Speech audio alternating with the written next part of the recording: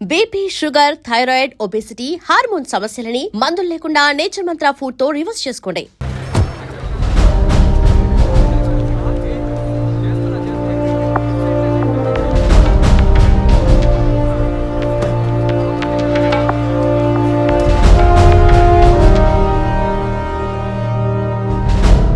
So మీ ఇంట్లో ఉన్న drivers కానీ మెయిట్స్ కానీ మీ వైఫ్ని చివరిసారిగా ఎప్పుడు చూసా ఉన్నారు? వెనస్డే ఈవినింగ్ చూశారట. డ్రైవర్ డ్యూటీ అయ్యాక ఇంటికి వెళ్ళేటప్పుడు రేపొద్దున ఎన్నింటి రావాలమని నా వైఫ్ని అడిగాడట. ఎప్పట్లా వస్తే చాలని తను చెప్పిందట. ఆ తర్వాత ఎవరూ తనను చూసినట్లేదు. ఆ రోజు మీరు ఎక్కడున్నారు సార్? హైదరాబాద్లో ఓ టీవీ ఛానల్ మీటింగ్ అని వెళ్ళాను. లాస్ట్ ఫోన్ మీ వైఫ్కి ఎప్పుడు చేశారు? Next day morning. Phone switch ఆఫ్లో ఉంది. మోస్ట్లీ తన ఫోన్ స్విచ్ ఆఫ్లోనే ఉంటుంది. అందుకే నేను పెద్దగా పట్టించుకోలేదు. ఎప్పుడు మీకు డౌట్ వచ్చింది? ఆ రోజు నైట్ వరకు నాకు రాలేదు. దీన్ని ఇష్యూ చేయటం ఏం బాగుంటుందని ఎవరికి చెప్పలేదు. ఆ తర్వాతే నేను కమిషనర్ దగ్గరికి వెళ్ళి కంప్లైంట్ చేశాను.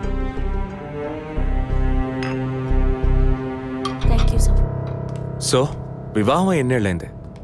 4 years. కిడ్స్? ఇంతవరకు వద్దని పోస్ట్పోన్ చేసుకుంటూ వచ్చాం. Now we are in plan. మీ వైఫ్కి హాబీస్, పర్సనల్ యాక్టివిటీస్ ఏమైనా ఉన్నాయా? తను పెద్ద క్రికెట్ ఫ్యానిటీ. ఇండియా గెలవాలని తను చర్చికి పోయి స్పెషల్ ప్రేయర్ కూడా చేస్తుంది. అంత పిచ్చి.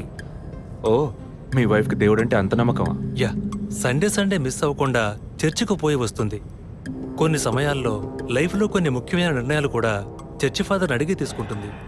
ఏ church? Villivakkam saint Thomas church. ఆ చర్చ్ ఫాదర్ జోసెఫ్ చనిపోయారని తెలుసా మీకు? యా, మా న్యూస్ డివిజన్ స్టాఫ్ ద్వారా I just got to know it. Thanks for your cooperation. Will get back to you shortly. Thank you. అంత స్ట్రాంగ్గా మీరు ఎలా చెప్పగలుగుతున్నారు విజయ్? జెసికాని పోయిన బుధవారమే ఇంట్లో వాళ్ళు చివరిసారిగా చూశారు sir. Saint Thomas church father Joseph murder గురువారం నాడు జరిగింది.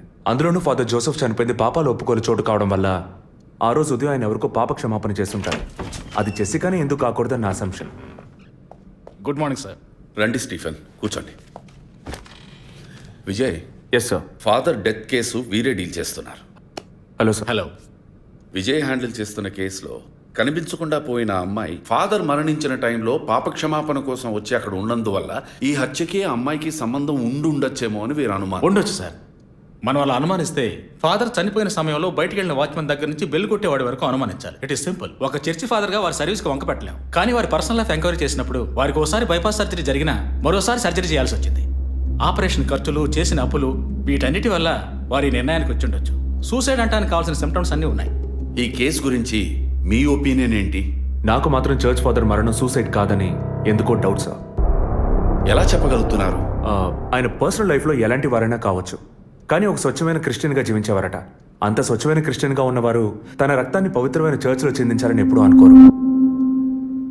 పోనీ ఒకవేళ సూసైడ్ చేసుకోవాలనుకున్నా అది వారి ఇంట్లో చేసుకుని ఉండేవారు. వారు ఆ పని చేయలేదు. ఫాదర్ కన్నా ఎక్కువగా బైబిల్ చదివినట్టున్నారు. దీనికి బైబిల్ చదవాల్సిన అవసరం లేదు. క్రైస్తవ మతతత్వాన్ని అర్థం చేసుకుంటే చాలు. జెసికా కేసుని, ఫాదర్ కేసుని ఒకే యాంగిల్లో పరిశీలిస్తేనే మనం ఒక నిర్ణయానికి రాగలుగుతాం సార్. మరి ఇంకేంటి సార్, దివ్య దృష్టి ఉన్నట్టు అన్ని వీరే చెప్తున్నారు. ఈ కేసు కూడా వీరికి అప్పగించండి. ఎస్ స్టీఫెన్, నేను అదే మంచిదనుకుంటున్నాను. దీన్ని విజయ్ హ్యాండిల్ చేస్తాడు. సార్. ఏంటి సార్? కేసుకు సంబంధించిన ఫైల్స్ అన్ని వీరికి అప్పచెప్పండి. విజయ్ సార్, ఫాదర్ కేసులో మీకు అసిస్ట్ చేయడానికి స్టేషన్ సబ్ ఇన్స్పెక్టర్ తిరుపతి అని ఒక ఆయన ఉన్నారు. ఆయన మీకు హెల్ప్గా ఉంటారు. కాకపోతే కాస్త ఎక్కువగా మాట్లాడతారు, చూసుకోండి. I will handle it sir. Thank you.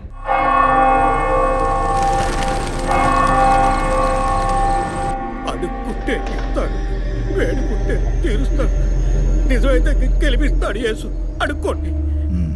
Father height, weight మీకు మ్యాచ్ కావడం వల్ల ఆయన ఏ పొజిషన్లో కూర్చుని ఉంటారు, ఎలా ఉండుంటారని మీతో ఒక చిన్న అసంప్షన్.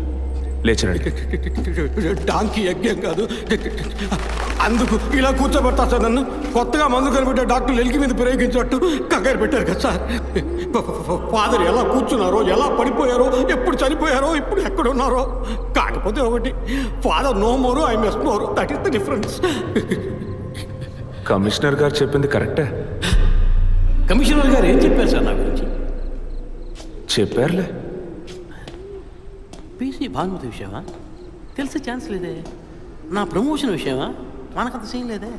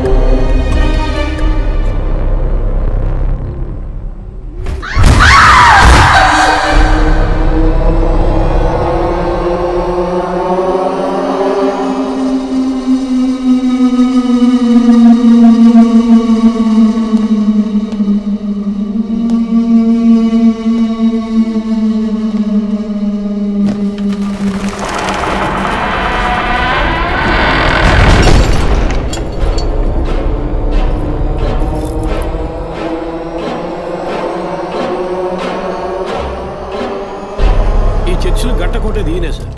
పేరు యాంటోనీ. నమస్కారం సార్. ఇక్కడ 8 ఏళ్ళుగా పనిచేస్తున్నాం సార్. ఫాదర్ రికమెండేషన్తోనే ఇక్కడ చేరారు. ఫాదర్ ఎప్పుడు ఎన్నింటికి చర్చ్కి వస్తారు?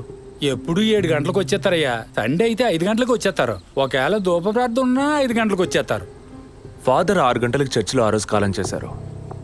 ఆ రోజు స్పెషల్గా ధూప ప్రార్థన ఏమైనా జరిగిందా? అసువంటిది ఏం లేదే. మరెందుకు ఫాదర్ అంత ఎర్లీగా వచ్చారు? ఫాదర్కి తెలిసిన ఎవరైనా విఐపీలు పాప ఒప్పుకోలకు వచ్చినప్పుడు ఒకరోజు ముందుగానే ఫోన్ చేసి వచ్చేస్తారయ్యా. ఆ రోజు ఎవరైనా వచ్చారా? ఆ రోజున బిడ్డకు ఒళ్ళు బాగోలేదని ఇంటికి వెళ్ళిపోయినయ్యా. కానీ వెళ్ళేటప్పుడు తలుపు ముయ్యొద్దు, తెరిచే ఉంచు అన్నారు. గేట్ తెరిచి ఉంచిన విషయాన్ని ఇంతకు ముందు వచ్చిన పోలీసులు కానీ లేక వీరు కానీ మిమ్మల్ని అడిగారా? లేదయ్యా, ఈ అడగలేదయ్యా. ఏమయ్యా అడిగితేనే చెప్తావా? అడగకపోతే చెప్పవా? I'm exit. ఫాదర్ చనిపోయాక మొట్టమొదటిసారి బాడీని చూసింది ఎవరని చెప్పారు? గీత అనే ఒక అమ్మాయి సార్. ఆ అమ్మాయి ఎక్కడ పనిచేస్తోంది? The wheels on the bus go round and round, round and round, round and round. The wheels on the bus go round and round, all the way to Chennai City. Geetha, police department నుంచి నీకోసం ఇద్దరు వచ్చారు. కారిడార్లో wait చేస్తున్నారే. సరే వస్తాను చెప్పు.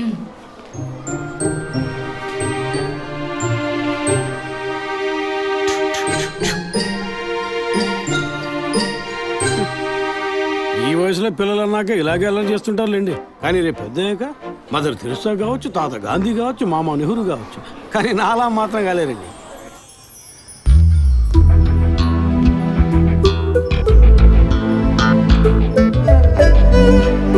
అది వస్తుంది. తనే గీత. పేరు వరకే, నోరు తెరిస్తే రాత్రి మార్చేస్తా సార్. ఎందుకు నన్ను రమ్మన్నారు? మీరేనా గీత? అవును నేనే. ఏం కావాలి? I'm assistant commissioner Vijay Prakash. Me ID card ఇవ్వండి. ఈ మధ్యగా ఎలక్షన్లు పూర్తయి అంతలోనే మధ్యంతర ఎన్నికలా సార్? ఓటర్ ఐడి అడుగుతున్నారు, ఇవ్వండి. I mean me voter ID కాదు, మీరు పోలీస్ అని గుర్తించే ఐడి కార్డ్ అడిగాను. ఏ ఐడి కార్డు ఉంటేనే మాట్లాడతారా? ఏ అడగకూడదా? ఏంటి బస్ పాస్ పారేసుకుని స్టూడెంట్ ఎదుర్కొంటున్నాడు? సరే విషయం ఏంటో చెప్పండి. ఫాదర్ కేసులో ఆయన బాడీని ఫస్ట్ టైం చూసింది మీరే. దాని గురించి మీతో కొంచెం మాట్లాడాలి. నేను ఎన్నిసార్లు చెప్పాలి, నాకు అర్థం కావట్లేదు. 2 రోజుల ముందే కదా వచ్చారు. నేనా? మీ డిపార్ట్మెంట్ నుంచే వీరు కూడా వచ్చారు. 2 గంటల సేపు నా ఇంటికి వచ్చి ఇంట్రోగేట్ చేశారు. పక్కింటి వాళ్ళకి సమాధానం చెప్పలేకపోయాను. ఇప్పుడు ఇలా వర్క్ చేసే ప్లేస్కి వచ్చి టార్చర్ పెడితే ఎలా చెప్పండి? అందరూ అన్నారు పోలీసులతో వద్దు అని. నేనే వినలేదు. డెడ్ బాడీని చూసిన వెంటనే వెళ్ళిపోవాల్సింది. ఆ పని మీరు చేస్తుంటే మీ ఇంటికి పోలీస్ కుక్కలు వచ్చేవి. ఏంటి బెదిరిస్తున్నారా? బెదిరించలా, మీకు సమాధానం చెప్పాను. ఇలా చూడండి, మీ డిపార్ట్మెంట్ నుంచి ఎంతమంది వచ్చినా, ఎన్ని తడవలు వచ్చినా ఏం అడుగుతారు మీరు? ఎందుకు చర్చికి వెళ్ళారు? ఎందుకు పొద్దున్నే వెళ్ళారు? ఫాదర్ డెడ్ బాడీని ఎప్పుడు చూశారు? మీరు చూసినప్పుడు ఆయన ప్రాణాలతో ఉన్నారా? అంతే కదా. దయచేసి వెళ్ళిపోండి ప్లీజ్. నేను ఇప్పుడు ఇక్కడికి ఎంక్వైరీ చేయడానికి వచ్చింది మీరు ఆయన బాడీని చూసినందుకు కాదు. మరి అదే ఒక మర్డర్ అయి ఉంటే డైరెక్ట్గా చూసుంటారుగా, అది అడగడానికి. నెక్స్ట్ టైం వచ్చినప్పుడన్నా మీరు నిజం చెప్పడానికి ప్రయత్నించండి. నెక్స్ట్ టైం కూడా వస్తామా? ఇన్వెస్టిగేషన్లో ఇంటర్వల్.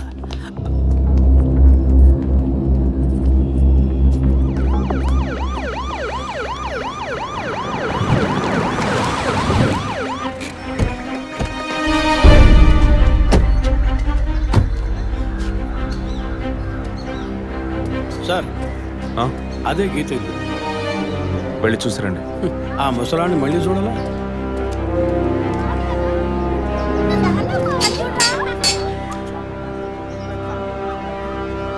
ఏంటి ఇంకా రాలేదు?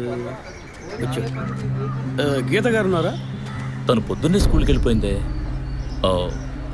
ఇంతకు ముందు చాలాసార్లు ఎంక్వైరీకి వచ్చి వెళ్ళారు కదా, మళ్ళీ దేనికి? ఏం లేదు, ఏసీ కొత్త రీ ఎంక్వైరీ చేయాలంటున్నారు. వస్తే విషయం చెప్పండి, సరేనా? సరే సార్. ముసలాడు చెప్పింది ఏసీ గిరిపించే ఉంటుంది, అయినా మళ్ళీ మనం చెప్పాలి కదా, ఏదో గాడిచ్చాక. సార్ పొద్దున్న స్కూల్కి వెళ్ళారట, ఇప్పుడేంటి సార్ మళ్ళీ మన స్కూల్కా? అక్కర్లేదు, స్టేషన్కి తనే వస్తుంది.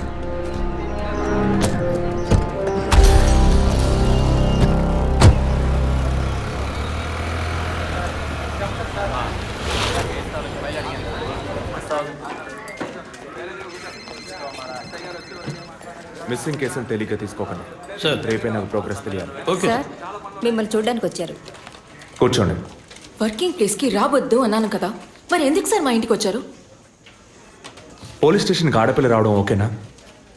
ఓకే అంటే చెప్పండి, ఎప్పుడు ఏ క్లారిఫికేషన్ కావాలన్నా పిలుస్తాను. ఇప్పుడు ఏ క్లారిఫికేషన్ చెప్పండి.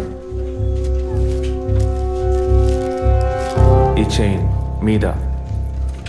హలో, నేను క్రిస్టియన్ని కాదు. Alex sir. Yes sir. మీరు కొండకి ఎప్పుడు వెళ్తున్నారు? వచ్చే వారం సార్. నేనే మిమ్మల్ని లీవ్ అడగాలనుకున్నాను సార్.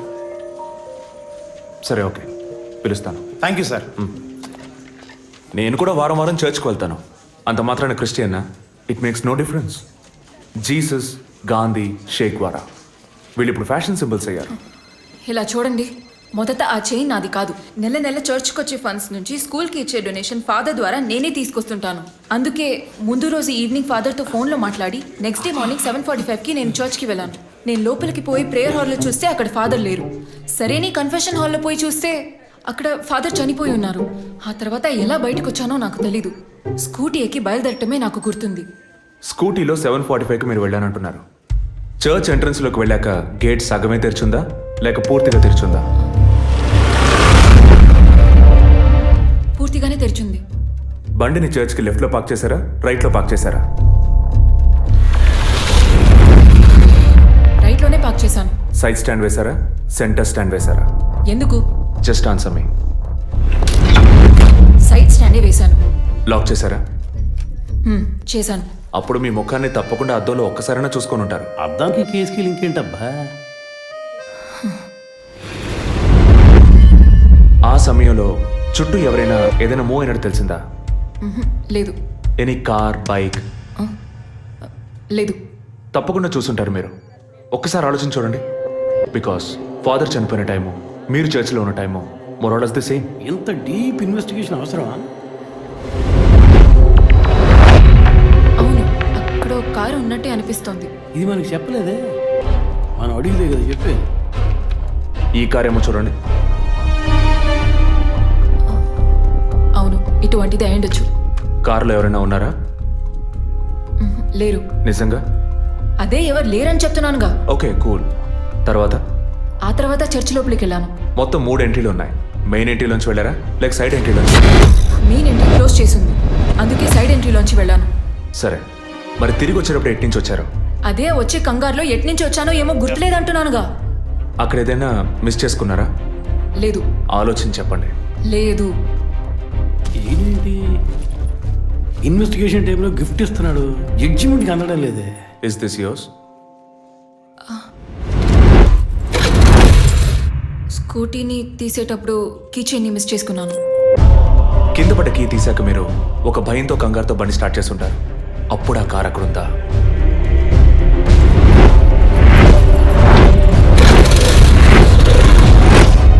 అప్పుడు ఆ కారు అక్కడ లేదు. That's it. జెసికా చర్చ్కి వచ్చింది, స్ట్రగుల్ జరిగింది. బయటికి వెళ్ళేటప్పుడు ఒంటరిగా వెళ్ళే అవకాశం లేదు. పూర్తయిందా? ఇప్పుడు నన్ను వెళ్ళమంటారా? Anyway, thanks lot miss Geetha. No mention.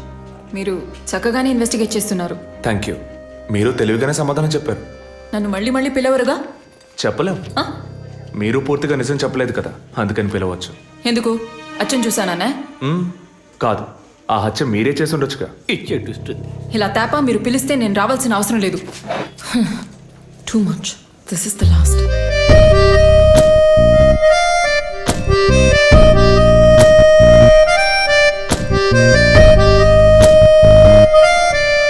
Tirupati, sir, మీరెలా ఫీల్ అవుతున్నారు? ఈ అమ్మాయి చాలా మంచి అమ్మాయి సార్. నేను కేసు గురించి అన్నాను. అదే సార్ నేను అన్నది. ఈ అమ్మాయి కేసుకి బాగా కోఆపరేట్ చేస్తాం. మీరు ఓ పని చేయండి, చెప్పండి సార్. ఓ 2 రోజులు లీవ్ తీసుకోండి. ఏసీకి హీట్ ఎక్కింది, ఎప్పుడైనా బ్యాలెన్స్. సార్, ఈ కేసు నేను ఇంట్లో ఉంటే డీల్ చేస్తాను సార్. I'm exit.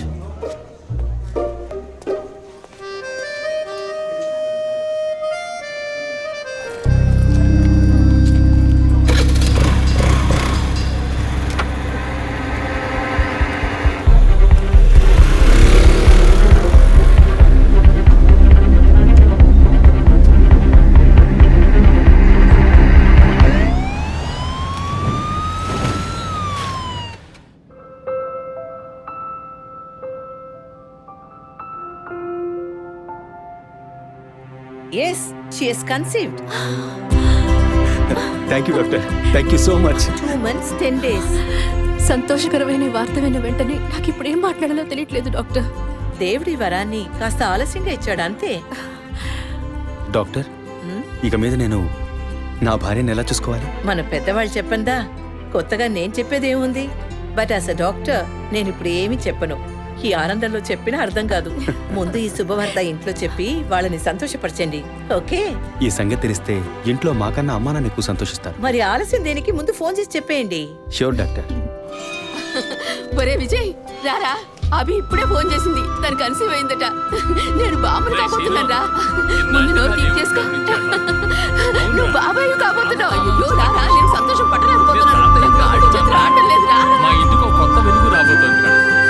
ముందు మా కులదైవాన్ని దర్శించుకోవటానికి వచ్చే ముక్కులన్నీ తెచ్చుకుంటాం.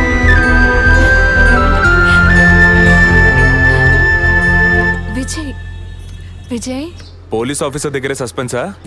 ఇల్లంతా ఎంత హడావుడిగా, ఎంత సందడిగా ఉందో తెలుసా? ఇన్నేళ్ల తర్వాత మిమ్మల్ని అమ్మా నాన్న అని పిలవడానికి ఒక బిడ్డ. నేను బాబాయిని. నాకు అందులోని ఆనందం కన్నా మీ ఇద్దరు మనసులు సంతోషంగా ఉన్నాయి చూడు, అది చాలదురా నాకు. ఇటీవు ఏంట్రా ఉదయంతో పెద్ద డైలాగులు వదులుతున్నావు? రే, ఇన్నేళ్ళుగా నువ్వు ఉదయం దగ్గర వదలని డైలాగ్సా? దుర్మార్గుడా, నీతో మాట్లాడమే తప్పురా. సరే సరే, ఇంతకీ ట్రీట్ ఎక్కడో ప్లాన్ చేసి చెప్పరా. And once again my hearty wishes to both of you. ఓకేరా, బాయ్. బాయ్.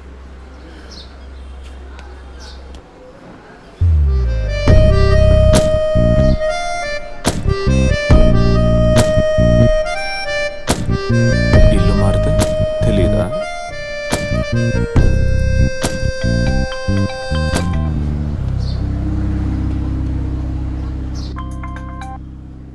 హాయ్.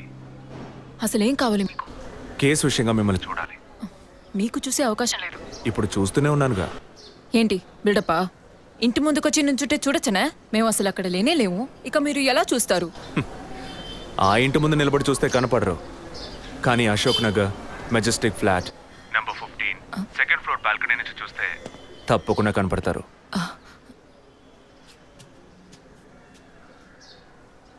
హాయ్. ఇక మీద మీరు ఇంట్లో ఉన్నారా, బయటికి వెళ్ళారా అని ఫోన్ చేసి తెలుసుకోవాల్సినంత అవసరం లేదు.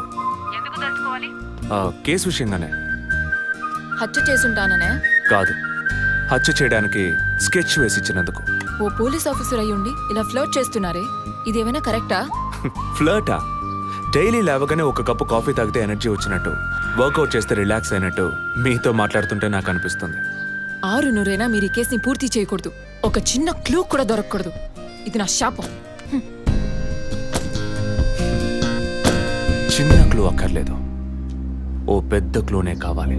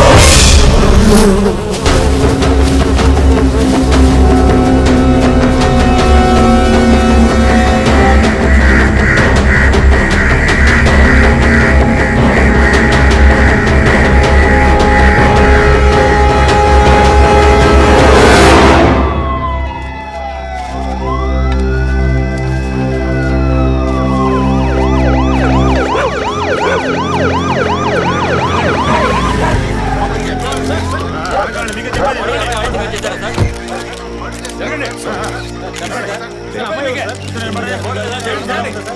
ఈవినింగ్ బాడీ జెసికాదే అని కన్ఫర్మ్ చేశారా? సార్ ఇప్పుడు ఫారెన్సిక్ రిపోర్ట్లో ఎక్స్టర్నల్ మార్క్స్ చూసి ఆమె జెస్సికా అని కన్ఫర్మ్ చేశారు సార్. పోస్ట్ మార్టం ఇక్కడే జరుగుతుందిగా? Yes sir.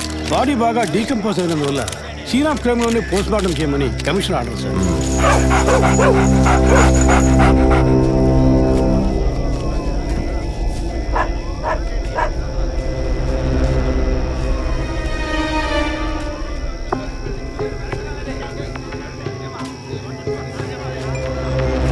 తిరుపతి సార్ కార్లో ఉన్న థింగ్స్ అన్ని మిస్ చేయకుండా కలెక్ట్ చేసి పెట్టండి. Okay sir.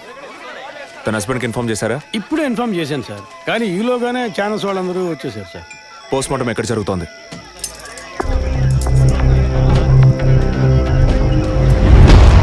సార్ ఖచ్చితంగా ఎవరు నరికి ముక్కలు చేసి ఉంటారు సార్. బాడీ పూర్తిగా కుళ్ళిపోయినందువల్ల ఇక్కడున్న కాకులు గద్దలు కుక్కలు పీకుంటాయి సార్. సార్ ఇంకో 10 minutes ఇంటర్న్స్ అన్ని కంప్లీట్ అవుతాయి. ఆ తర్వాత మీకు ఫుల్ డీటెయిల్స్ తెలుస్తాయి sir. Okay, I'll be around. Okay sir. Jessica దొరికితే ఫాదర్ విషయంలో ఏదైనా క్లూ దొరుకుతుందని ఆశించాం. ఇప్పుడు తనే లేదు.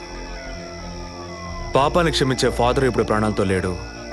పాపాలు ఒప్పుకోలుకు వచ్చిన జెస్సీ ఇప్పుడు ప్రాణాలతో లేదంటే మరి ఆ పాపం ఏంటి? ఫాదర్కి జెసికాకి మాత్రమే తెలిసిన నిజం ఇంకెవరికో తెలిసిందే. Excuse me sir, physical wound cause of death మీరు చూసారంటే ఎడం చేతి మణికట్ట దగ్గర కోసి ఉంది సార్. బ్లడ్ కంప్లీట్గా డ్రైన్ అయినందువల్లే ప్రాణం పోయింది sir. And one more important thing sir, she was pregnant.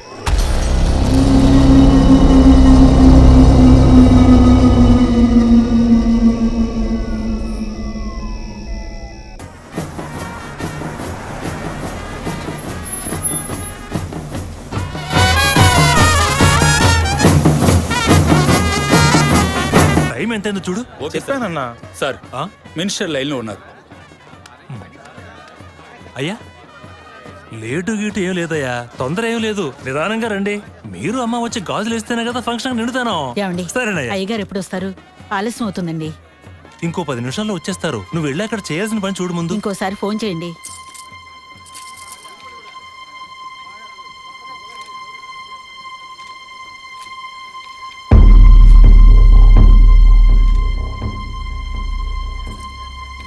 సంతోషంగా ఉండాల్సిన వేళ మొహం అలా పెట్టుకున్నావంటే తట్టుకోలేకపోతున్నానమ్మా. ఇప్పుడు ఏమైందని? తప్పు కదమ్మా. నువ్వేమన్నా కావాలని చేసావా? అట్టా కళ్ళు తుడుచుకోకుండా కాస్త నవ్వుతూ కూర్చో. ఉం?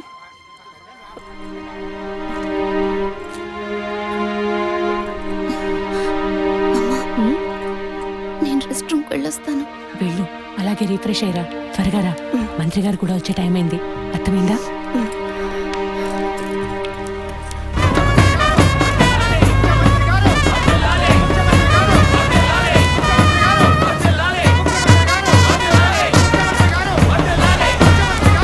నమస్కారం అయ్యా. రండి. చాలా సంతోషం అయ్యా. అయ్యా, ఇప్పుడు సంతోషంగా ఉందా? అంతా మీ ఆశీర్వాదం అయ్యా. మనవాళ్ళు లేడని తెక్కలవరించాడు. అవునయ్యా. ఇప్పుడు వంశానికి వారసుడు వచ్చాడు, నీ రాజకీయాలకి వారసుడు వచ్చాడు. నమస్కారం సార్. ఎలాగున్నావయ్యా? మీ దయలు బాగున్నాను సార్. దొరా ఇలా రా. చెప్పండి అయ్యా. ఏవయ్యా, ఫంక్షన్ మొదలవుతుందా లేక పూర్తయిపోయిందా?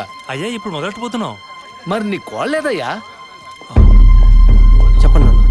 రే పద్మ ఎక్కడరా? బాత్రూమ్కి వెళ్తానంది. వెళ్ళి చూడరా. అలాగేనన్నా. ఇప్పుడే వస్తానే.